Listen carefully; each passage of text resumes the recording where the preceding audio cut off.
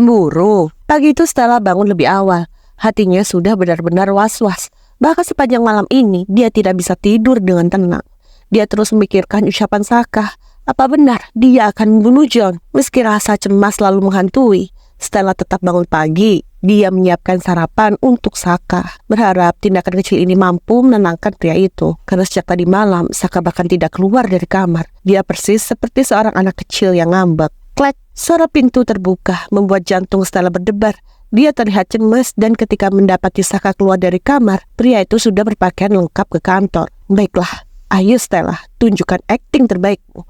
Luluhkan hati Tuan Saka, gumamnya dalam hati sambil tersenyum kecil. Stella menarik nafas dengan kasar. Entah kenapa dia malah mendadak panik, apalagi ketika melihat Saka yang sudah berdiri di depan pintu kamarnya. Pria itu berjalan dan berhenti di ruangan santai dengan jas hitam yang ada di tangannya. Sebentar dia menoleh ke belakang dan mendapati Stella berdiri di depan meja pantry. "Selamat pagi Tuan," sapa Stella dengan ramah. Namun hal itu tetap tidak membuat hati Saka melembut. Bahkan pria itu tidak memberikan jawaban sama sekali. Dia diam dan memilih untuk merapikan kancing lengan kemejanya. Stella meneguk saliva dengan kasar. Dia menatap pria itu yang tidak sedikit pun menggubris ucapannya, seolah menganggap Stella bukanlah siapa-siapa di sana. Dia masih marah karena kejadian tadi malam, tapi demi keselamatan John, dia tidak akan menyerah. Dia akan melakukan yang terbaik. Stella mendekati pria itu, meski kini jantungnya sudah berdebar tidak karuan. Bagaimana jika Saka membentaknya, memaki, mendorongnya, atau melakukan hal kasar lainnya? Pasti itu akan sangat menyakitkan nanti. Tapi tidak, Stella tidak akan menyerah semudah itu. Dia akan melakukan apapun demi keselamatan John.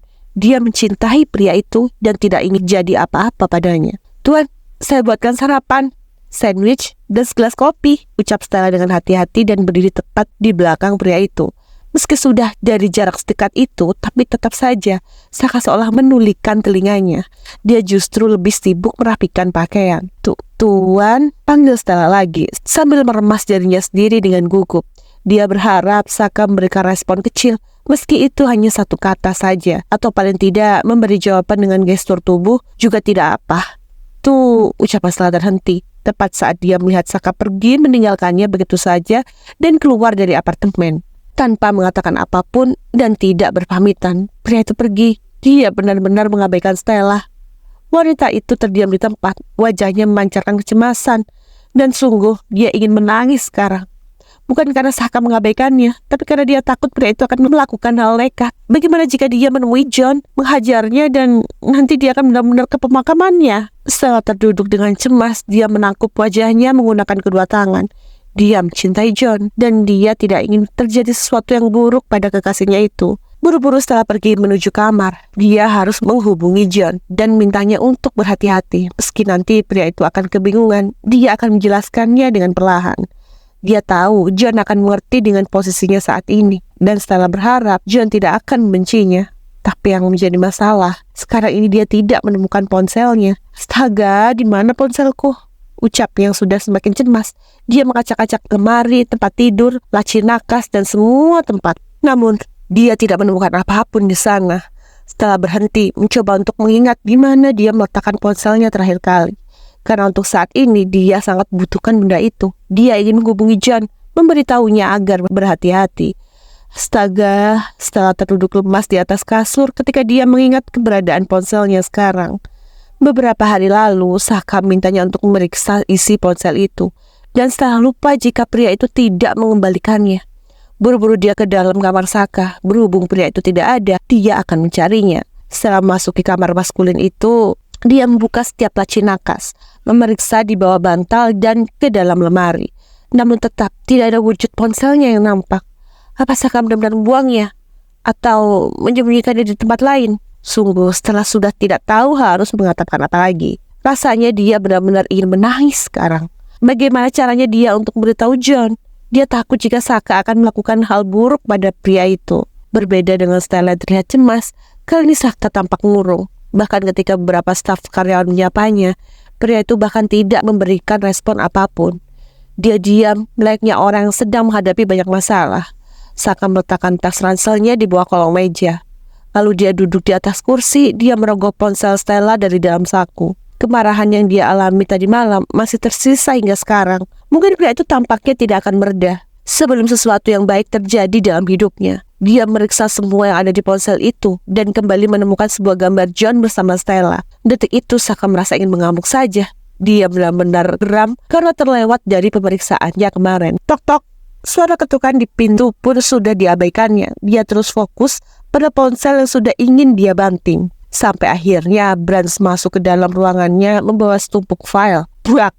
Saka tidak memperdulikan kehadiran pria itu, meski menyadari kedatangan Branch yang sudah memandangi dia dengan penuh keheranan. Ini berkas yang harus kau periksa, Saka. Branch mengerutkan keningnya. Dia terus memperhatikan Saka yang terlihat marah dan menatap layar ponsel. Saka!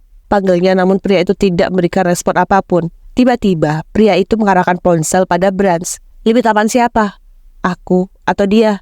Branch tercengang mendengar pertanyaan pria itu. Dia menatap layar ponsel yang diarahkan padanya. Ada gambar Stella dan seorang pria di sana. Detik kemudian Branch sadar apa yang terjadi sekarang. Heh, aku bertanya padamu, ucap Saka dengan ketus.